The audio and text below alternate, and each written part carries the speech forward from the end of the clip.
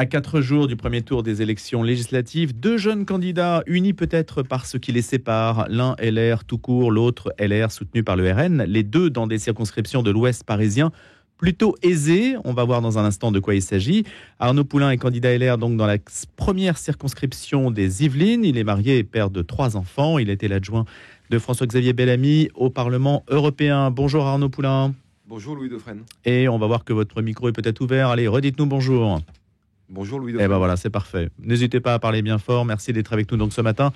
Alexis Pani est également des nôtres. Il est candidat LR soutenu par le RN dans la 6e circonscription des Hauts-de-Seine. Bonjour Alexis Pani. Bonjour. Et vous êtes aussi marié, père de 3 enfants. Vous avez un engagement dans la cité, on le sait. On va voir si vous avez aussi un engagement auprès des, si je puis dire, dans l'Église au sens large. C'est-à-dire, est-ce que vous êtes sensible aux préoccupations que l'Église aussi essaie de faire valoir dans la cité? Il y en a peut-être plusieurs. D'ailleurs, on poursuivra cette discussion avec un autre duo tout à l'heure sur ces questions-là plus particulièrement.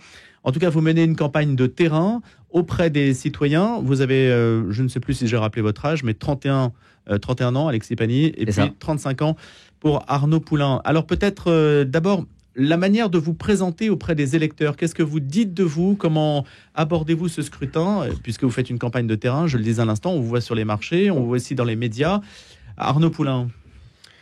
Écoutez, on essaye de présenter au mieux notre parcours pour commencer, parce qu'on n'est pas forcément connu de tous les électeurs.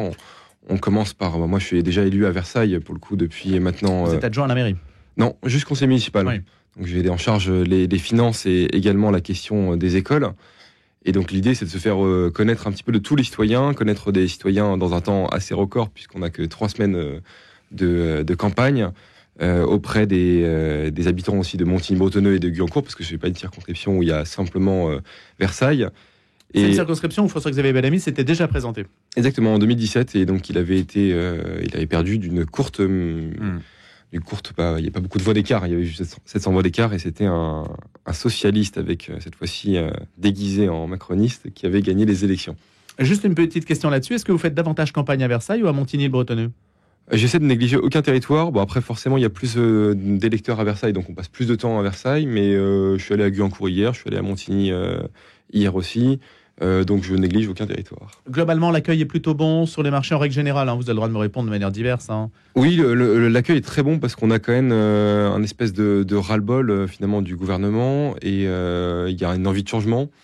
Et donc on a, je pense, un envie de retour de la droite, des thématiques qu'on porte. Donc oui, l'accueil est assez bon. Ouais. Et vous êtes diplômé d'un master de sciences politiques, je le précise aussi. Alexis Pani, vous, de votre côté, donc sur le terrain, votre circonscription, puisque justement Arnaud Poulain disait qu'il y a une diversité, c'est le principe des législatives, c'est quand même, ça englobe des territoires qui ne se limitent pas aux communes. Exactement, nous la 6e circonscription, donc ça comprend Neuilly-sur-Seine, mais aussi Puteaux et le sud de Courbevoie. Et donc vous allez plutôt à un point ou à un autre, vous essayez de tout quadriller? Non, comme tout le monde, on essaie de tout quadriller, parce qu'on essaie de rencontrer tout le monde, on veut parler à toutes les personnes, et on aborde tout le monde dans la rue sans distinction. Après, voilà, il faut trouver les endroits où on peut aller à la rencontre des gens, et ça, c'est ça qui n'est pas toujours facile. Ce retour du terrain, comment l'estimez-vous? Vous estimez, comme Arnaud, que il y a une envie de changement également? Moi, je trouve qu'on a un bon retour des gens. On a beaucoup de gens qui nous soutiennent, qui nous disent on vous soutient, et c'est super agréable. Bien sûr, il y a aussi parfois des retours négatifs, mais c'est la vie, et c'est la vie démocratique. Alors vous-même, vous avez fait une école de commerce et puis des études de droit? D'abord des études de droit et une école de commerce, effectivement. Et alors, pour revenir sur votre question précédente, comment est-ce qu'on se présente? C'est vrai que moi, souvent, je donne mon âge parce qu'on me trouve très jeune. Beaucoup de personnes me demandent si j'ai 20 ans, 25 ans, ce qui me fait très plaisir. Mais du coup, je précise souvent mon âge, et aussi que j'ai des enfants, comme ça, je pense que ça rassure un peu les gens. Et aussi, très important pour moi, je leur précise, parce qu'effectivement, on n'est pas connu, et je le vois pas comme un défaut, je leur précise que moi, je suis un associé civil, comme eux, que c'est un engagement, et que j'ai été salarié pendant 7 ans. Et je trouve que c'est quelque chose d'important de leur montrer que on peut s'engager aussi quand on vient de la société civile, et qu'on a des choses à apporter dans ce monde de la politique. C'est un argument que vous utilisez aussi, Arnaud Poulain? Oui, l'argument sur les enfants est effectivement assez rassurant, parce que ça montre que les personnes sont ancrées dans la société réelle. Et je pense que ça permet de mieux connaître les problématiques des citoyens. Et après, moi, pour le coup, j'ai pas l'expérience d'Alexis dans la société civile, puisque j'ai sauté d'occasion en occasion pour faire de la politique, malheureusement. Mais c'est pas forcément un choix, c'est des opportunités qui se sont présentées. Et je reviens peut-être à la société civile après justement ce mandat électif. Alors, je voulais commencer ce matin peut-être par le débat que vous avez sans doute vu hier soir entre Jordan Bardella, Manuel Bompard et Gabriel Attal, déjà pour avoir le retour de jeunes candidats du terrain quand on voit cette médiatisation télévisuelle forte de candidats qui, malgré tout, en tout cas pour une partie d'entre eux, sont quand même jeunes et qui sont de votre génération. Quelle appréciation portez-vous, Arnaud Poulain? On sait que les LR n'étaient pas représentés et la justice ne leur a pas donné raison pour qu'ils soient finalement présents au débat. C'est déjà pour moi le premier problème dans ce débat, c'est que les LR n'ont pas été représentés dans le débat. On a, si vous voulez, on essaie de polariser le débat. On dit il y a 3 gros blocs qui existent. Vous avez le choix entre l'extrême droite d'un côté, l'extrême gauche de l'autre, et le bloc central, l'extrême centre, si j'ose dire, pour pouvoir décider. Moi, je le déplore parce que ça montre simplement qu'il y a une position qui n'est plus représentée, celle de la droite classique, et ça, c'est vraiment dommage. Donc, je pense qu'on a un débat de moins bonne qualité quand on n'a pas toutes les parties qui sont représentées. Et sur le fond, en tant que tel, de ce débat, qu'est-ce que vous avez retenu ? Ce qu'on parle beaucoup, c'est, je ne sais pas si c'est un reniement, mais peut-être la position de Jordan Bardella sur les retraites. C'est le premier élément qu'on retient. Moi, je trouve qu'on retient... Parce qu'il vous savez, il a dit qu'il était pour le retour normalement de la retraite à 60 ans, voire 62. Et hier soir, il a accepté l'idée qu'on puisse aller jusqu'à 66 ans pour les carrières longues. Et donc ça, vous dites quoi ? C'est une adaptation, c'est de la tactique, c'est de l'indécision ? Pour moi, c'est une indécision parce que ça veut dire simplement qu'on n'est pas prêt à gouverner quand on n'a pas les idées assez claires sur ce qu'on veut faire et surtout sur des sujets aussi importants que l'économie. Alexis Pani, de votre côté, est-ce que vous avez retenu de ce débat ? En tout cas, sur les retraites, je le vois plus comme un point positif. Moi, c'est plutôt du réalisme. Peut-être qu'effectivement, il y a un changement et en arrivant, en voyant cette porte du pouvoir qui s'approche, il y a peut-être des réflexions qui sont faites et on se rend compte et ils se rendent compte. Et c'est ça qui nous rassure, nous aussi, en tant que LR qui les ont rejoints, qu'il y a une vraie réflexion au sein du RN sur l'impact peut-être de certaines mesures qu'ils soutiennent. Que dire d'autre ? Sur le fond aussi, écoutez, moi j'ai écouté, j'entendais Monsieur Bompard parler. Ce que j'en ai retenu de leur programme, c'est qu'en fait, c'est un programme finalement, j'ai trouvé d'immobilisme. Pourquoi ? Parce qu'en fait, c'est toujours plus de ce qui a été fait pendant les 40 dernières années, c'est-à-dire toujours plus de dépenses. Je voyais une des propositions, alors je ne sais pas s'il en a parlé, mais c'est toujours plus de professeurs dans les classes, alors qu'on fait ça depuis des années. Augmenter le SMIC. Ça, c'est plutôt bien, tout le monde le demande, non ? Alors, je crois qu'en France, on a déjà beaucoup de professeurs et de corps enseignants par élève. Est-ce que ça a marché jusqu'à aujourd'hui ? Je ne le crois pas, au vu des scores PISA. Donc moi, ma théorie, c'est que quand quelque chose ne marche pas, il ne faut pas continuer encore dans cette voie et faire autre chose. Et sur ce point-là, par exemple, moi, j'ai bien aimé ce qu'a dit Jordan Bardella, par exemple, quelque chose qu'il a parlé, c'est les écrans dans les classes. C'est vrai que maintenant, notre génération, c'est un peu différent des générations précédentes. Nos enfants, ils sont baignés dans les écrans et c'est un énorme impact sur la concentration. Moi, je trouve que c'était une proposition originale et assez intéressante et qu'on porte notamment dans beaucoup d'établissements privés catholiques qui est mise en place, c'est essayer de bannir les écrans à l'école. Ça, par exemple, c'est une proposition, je trouve, qui est courageuse, qui est originale. Il y a d'autres propositions, par exemple, il s'est déclaré en faveur de l'uniforme et bien sûr au retour de l'autorité à l'école. Arnaud Poulain, ça ? Bien sûr, sur moi, je pense pas en tout cas que ce soit une mauvaise proposition d'augmenter le nombre de professeurs. Il faut surtout remettre les professeurs à l'enseignement. C'est-à-dire que dans l'éducation nationale, vous avez raison de le préciser, il y a beaucoup de salariés, mais il y a surtout beaucoup de salariés qui ne voient pas d'élèves. C'est-à-dire qu'il y a une suradministration de l'éducation nationale. Je suis d'accord avec la proposition sur les écrans parce que c'est une proposition que les Républicains portent depuis longtemps. Mais l'essentiel, si vous voulez, sur l'éducation, pour moi, c'est d'abord de remettre les savoir-faire fondamentaux dès le primaire, à savoir le français, 50% de l'enseignement en école primaire doit être consacré au français, 25% aux mathématiques, c'est l'essentiel. Alors, Arnaud Poulain, Alexis Pani, on va essayer de voir ce qui vous rapproche et ce qui vous sépare, puisque vous avez quand même, tous les deux, c'est quand même un trait d'union, vous avez les lettres LR qui vous sont communes. Vous, je le disais tout à l'heure, Arnaud Poulain, LR tout court. Alors, je ne sais pas comment on dit. Est-ce que c'est LR bureau politique, LR canal historique ou LR ceci, cela ? Et vous, Alexis Pani, c'est LR ou LRN, on pourrait dire, ou LR soutenu par le RN. Est-ce que, fondamentalement, vous pouvez expliquer cette divergence au-delà de la tactique électorale ? Est-ce qu'il y a du fond réellement qui vous sépare ? Arnaud Poulain. Alors, le fond, je ne sais pas s'il y a quelque chose qui nous sépare avec Alexis, en tout cas, parce que j'ai l'impression qu'on a un socle commun. Nous, c'est LR Canal Historique. Moi, je suis la ligne de François-Xavier Bellamy. C'est celle que j'ai portée pendant la campagne européenne. J'ai été directeur de campagne pendant les élections européennes. Je peux pas changer d'étiquette, vous voyez, pour des questions électorales le lendemain d'une élection. On arrive le dimanche soir, on a fait une campagne où on a porté nos propres convictions, nos propres couleurs. Et je pourrais pas me dire, je vais me dissoudre dans le RN dès le lendemain de l'élection. Ça aurait aucune cohérence. J'ai été engagé pendant des années au sein des Républicains. Il y a des choses qui ont été mal faites, malheureusement.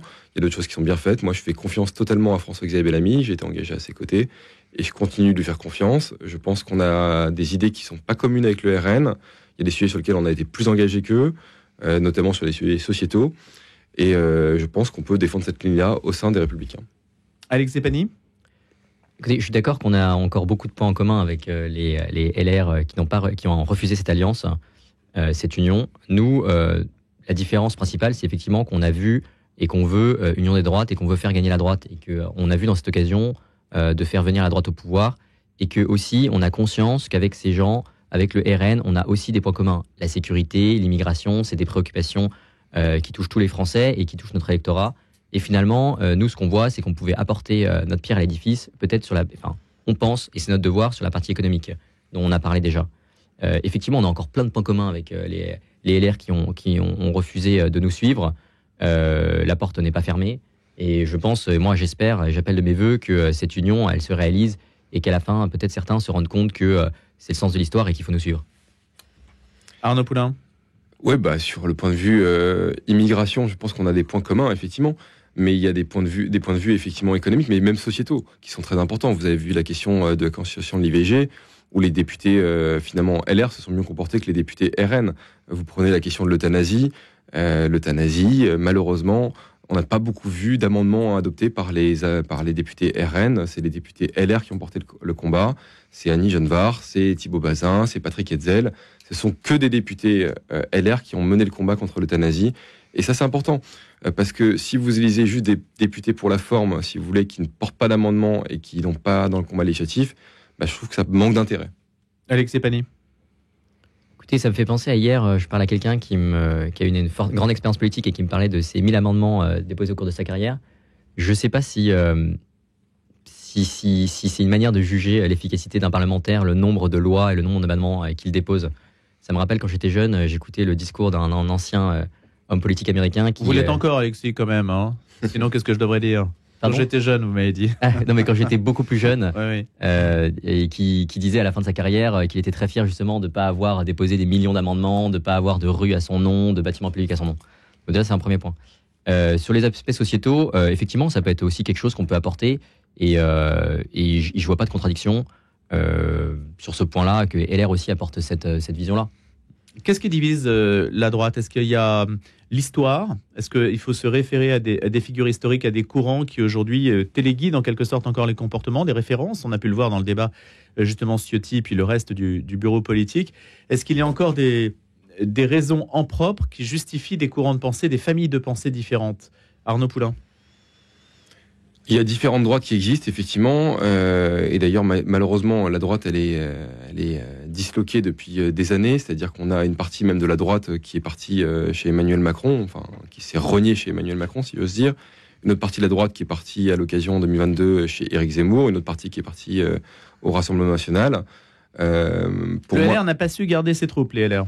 Non, les LR n'ont pas su garder ses troupes. Il y a qu'à voir les résultats électoraux. Effectivement, quand vous êtes...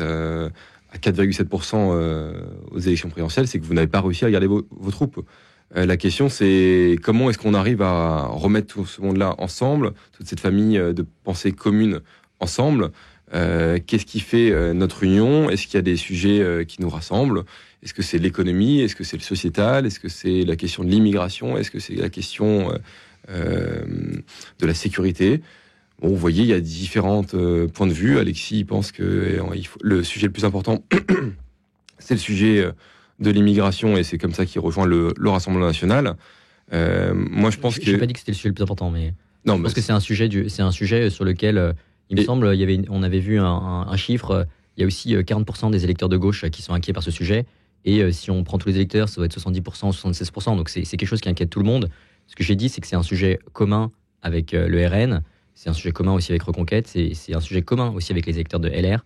D'ailleurs, dans la rue, même dans des quartiers qu'on pourrait dire aisés, peut-être non exposés, les gens, ils nous en parlent. Après, c'est pas le seul sujet, mais c'est un sujet commun et c'est pour ça, moi, j'aime bien parler des choses qui nous unissent plutôt que des choses qui nous séparent. Et donc du coup, enfin, maintenant le sujet va de comment se rassembler, comment reconstruire une famille politique. Moi, j'ai jamais, la défaite ne m'a jamais effrayé. Vous voyez, enfin, c'est pas un problème de perdre les élections. Je pense simplement qu'on plante des graines par moment et qu'on va reconstruire une famille politique qui sera de droite et qui sera vraiment de droite et qui assumera ses convictions. Est-ce que ce n'est pas aujourd'hui le RN qui se présente comme le nouveau RPR en quelque sorte, c'est-à-dire que ce qui constituait avant la ligne du RPR, et d'ailleurs ça a été dit sur cette antenne, il y en a qui ont dit si on prend les tracts du RPR des années 90, finalement on a ce que propose le RN aujourd'hui. Est-ce que le curseur ne s'est pas déplacé du fait d'une situation qui s'est peut-être envenimée? Est-ce qu'il n'y a pas une logique historique là-dessus, Alexis Pani? Si, effectivement, et je pense que si on rejoint le point sur le LR, la position peut-être des LR était devenue assez vague pour les militants, pour les adhérents, mais aussi pour les Français en général, et qui s'explique à la fin par les résultats dans les urnes. Je pense que le choix qui a été fait par Éric Ciotti et par tous ceux comme moi qui l'ont suivi, c'est un choix de clarification et de retour aux fondamentaux, et de dire qu'on peut gagner ensemble. Effectivement, moi, l'impression que j'ai eue ces dernières années, c'est que les LR, c'était devenu une antichambre du gouvernement et de Renaissance ou de la République En Marche avant, que c'était devenu un vivier de recrutement. Ça, c'est pas possible. On peut pas, d'un côté, dire on est des opposants, et dès que quelqu'un nous tend la main pour une place au ministère ou un secrétaire d'État, y aller et ensuite se renier. Et donc, nous, c'est ça la clarification qu'on fait, c'est qu'on dit on est là, on est fidèle aussi à nos valeurs, on a fait un choix risqué, qui est fait parfois dans l'histoire, qui a été fait par d'autres avant nous, et on l'assume. Comment expliquez-vous justement, quand Alexis Pani vous parle de clarification et le fait qu'il y a une sorte d'opportunisme, c'est ce qu'il dit, du côté de LR, qui a brouillé peut-être les repères de l'électeur? Qu'est-ce que vous dites, Arnaud Poulain? Il a raison sur le fait qu'il y a eu des opportunistes qui sont partis chez Emmanuel Macron, mais il y a d'autres opportunistes qui partent au Rassemblement national dès maintenant aussi. Moi, je pense que justement, on garde une ligne assez claire. Qu'aurait fait Éric Ciotti s'il avait été appelé à devenir ministre de l'Intérieur par Emmanuel Macron? Est-ce qu'il aurait accepté ou est-ce qu'il n'a pas accepté? Nous, on a une identité très, très distincte, on va dire. On a une fidélité à nos convictions. On ne change pas en fonction des opportunités électorales. Et je pense que François-Xavier Bellamy l'a prouvé dans ces dernières années. Lui-même, il a été approché par Emmanuel Macron à l'époque pour mener une liste au sénatorial. Il a refusé. Il a été approché pour être sur la liste du Rassemblement national. Il a refusé. Il porte une ligne claire et c'est cette ligne-là que je veux incarner à l'Assemblée nationale. Est-ce qu'aujourd'hui elle a sa place? Est-ce qu'elle représente uniquement la personnalité de François-Xavier Bellamy, ou est-ce que ça représente un élément un petit peu plus vaste? Est-ce qu'il est isolé? On le dit en tout cas isolé, mais peut-être que vous allez nous dire l'inverse. Il est isolé, il reste vice-président des Républicains, c'est-à-dire qu'il est numéro 2 du parti, donc maintenant il est de facto numéro 1 du parti. Enfin, ce qu'il en reste, si Éric Ciotti, et ça c'est au juge d'en trancher, si Éric Ciotti n'est plus président. Quand est-ce que ça sera tranché? Il a été confirmé que Éric Ciotti est président, non? Oui, mais il y a un nouveau bureau politique qui est prévu. Donc, aujourd'hui, c'est une question qui n'est pas tranchée, y compris d'ailleurs la manière de se présenter sur les affiches. Est-ce qu'il faut avoir LR ou pas? Est-ce qu'on peut, etc. C'est quelque chose en cours. En tout cas, ce que je remarque, c'est que nos candidats LR Canal Historique ont mis le logo, tandis que les LR qui ont rejoint le RN ne mettent pas le logo Les Républicains. Donc je pense que en tout cas, il y a une prudence de leur côté qui me laisse penser que nous sommes les vrais LR. Si j'élargis un petit peu le débat, je voudrais qu'on parle, puisqu'on est sur cette antenne qui est soucieuse, vous l'avez dit tout à l'heure, Alexis Pani, sur des questions comme la fin de vie notamment. Alexis Pani, puis Arnaud Poulain, je pense que vous êtes d'accord avec ça. C'est l'idée qu'il y a des questions sociétales aujourd'hui qui sont un marqueur assez fort pour un certain public, en tout cas notre public en particulier. Comment est-ce que vous voyez les préoccupations que l'Église peut exprimer et comment les reliez-vous à une campagne électorale? Comment gérez-vous cette double filiation? Arnaud Poulain. D'abord, il faut être très clair sur ce qu'on pense et ce qu'on fera à l'Assemblée nationale. Éviter de se rogner ensuite. Enfin, moi, ça ne sera pas mon cas en tout cas. J'ai toujours été très clair. J'ai été engagé contre le mariage pour tous en 2013. J'étais d'ailleurs venu m'en expliquer sur cette antenne il y a quelques années. Vous savez, à l'époque, Marine Le Pen n'avait pas pris part aux manifestations, alors que les Républicains y a été largement représentés. Vous avez le sujet de l'euthanasie, la question de la PMA, de la GPA. On a des des combats qu'on a menés au Parlement européen avec François-Xavier Bellamy. Il y en a d'autres qui ont mené le combat à l'Assemblée nationale. Avec succès, hein, il faut le dire, avec pour succès, ouais, bien sûr. la PMA-GPA. Ouais. Donc il y a effectivement reconnaître la GPA comme une traître d'être humain qu'on a fait reconnaître avec François-Xavier Bellamy au Parlement européen. Je pense que c'est ce genre de succès sur lequel il faut aussi s'appuyer. C'est-à-dire qu'on peut montrer que même quand on est minoritaire par moment, on peut gagner ce genre de combat. Et de votre côté, Alexis Pani? Moi, il y a un principe que j'aime beaucoup dans la doctrine sociale de l'Église, c'est la subsidiarité. Je pense que c'est un principe qu'on va essayer de mettre en œuvre, en tout cas que moi j'essaierai de mettre en œuvre. Est-ce qu'on peut l'expliquer? Alors le principe de la subsidiarité, c'est dire qu'il y a plusieurs strates dans la société et que à chaque strate, et finalement la plus basse c'est dans l'individu, il y a des missions et des responsabilités qui lui sont attribuées. Et ça, pour moi, c'est un limitateur aussi finalement à la fin de l'État, parce que tout en haut, on va avoir l'État. Ça, voilà. Enfin, moi, j'aimerais bien redonner de la responsabilité aux gens, redonner de la responsabilité aux corps intermédiaires comme les associations, et leur redonner des missions qu'elles pourraient faire, je pense, aussi bien qu'aujourd'hui l'État ou les administrations.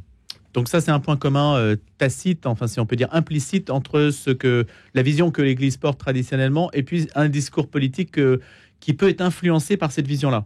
Exactement. Voilà. Donc c'est aussi présent dans votre discours, Arnaud Poulain, cette idée que je porte une vision du monde et de la société. Mine de rien, je la distille aussi dans un discours politique, même si c'est pas forcément affiché. Oui, je pense qu'effectivement, on n'est pas obligé de rappeler à tout bout de champ qu'on est catholique pratiquant. Enfin, moi, mon engagement, bien sûr, il a été inspiré par mon engagement chrétien dans la société, d'abord par le scoutisme, et ensuite, forcément, sur les combats sociétaux qu'on a menés. Mais c'est pas une étiquette que j'ai envie de revendiquer à tout bout de champ, parce que je pense que sinon, ça réduit la religion à un parti politique, et c'est pas du tout l'objectif que je veux avoir. La religion, elle est présente dans tous les partis politiques, et elle ne peut pas se réduire à un seul parti. Alexis Pani?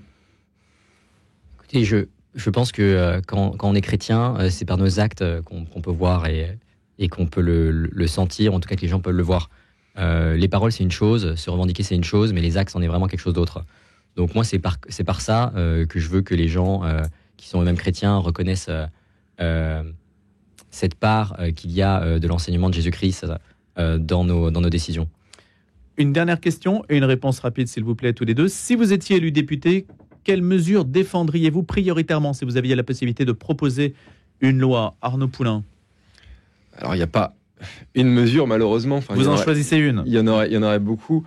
Moi, je vais peut-être vous dire les sujets sur lesquels je compte m'engager. Il y a la question d'abord de l'éducation. Enfin, on en a parlé tout à l'heure sur les savoir-faire fondamentaux, remettre vraiment les savoir-faire fondamentaux comme priorité à l'école primaire. Et après, il y a aussi la question de la famille, pour moi, qui est très importante, parce que c'est le pilier de la société. Et donc, ça sera sur le congé parental qu'on pourra s'engager. J'ai une différence avec le gouvernement sur ce sujet, et voilà. Et Alexis Pani, pour vous? Écoutez, je ne sais pas dans quelle mesure c'est possible, mais par exemple, hier, on a parlé de la réforme des retraites. Moi, ce qui me tient à cœur, et là, je parle en termes de grande masse, aujourd'hui, voilà, on parle de dépenses publiques, elles sont énormes. Si on veut avoir un impact sur elles, il faut avoir finalement des changements structurants. Or, ce que je vois sur les retraites, c'est qu'on a un système français par répartition. Donc, votre mesure? Moi, ça serait plutôt de proposer une partie de capitalisation. Voilà, pour les retraites. Donc, de se pouvoir constituer une épargne. Merci beaucoup à tous les deux. Alexis Pani, 6e circonscription des Hauts-de-Seine. Arnaud Poulain, 1re circonscription des Yvelines, respectivement. Candidat LR-RN pour vous, Alexis Pani, et candidat LR dans les Yvelines. Merci à tous les deux.